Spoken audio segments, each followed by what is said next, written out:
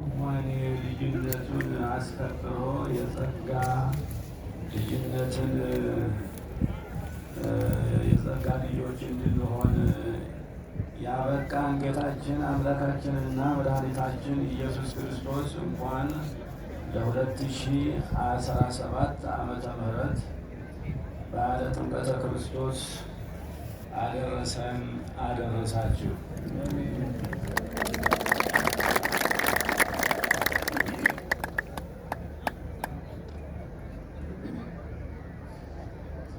ወመጽአ ቃለ እግዚአብሔር ሀበ ዮሐንስ ወልደ ዘካርያስ፣ የእግዚአብሔር ቃል ወደ ዘካርያስ ልጅ ወደ ዮሐንስ መጣ።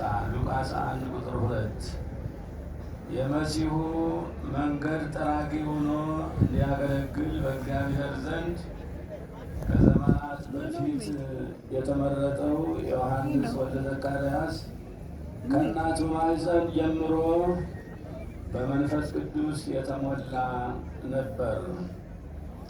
ቅዱስ ዮሐንስ በዮርዳኖስ በረሃ በብሕትውና ሕይወት በነበረበት ወቅት የእግዚአብሔር ቃል ወደ እርሱ መጣ። ወደ እርሱ የመጣው የእግዚአብሔር ቃል እንዲህ የሚል ነበር። የጌታን መንገድ አዘጋጁ፣ ጥርጊያውንም አቅኑ፣ አዘቅቱ ሁሉ ይሙላ፣ ተራራውና ኮረብታው ሁሉ ዝቅ ይበል፣ ጠማማ የሆነውም የቀና መንገድ ይሁን፣ ሸካራው መንገድ ይስተካከል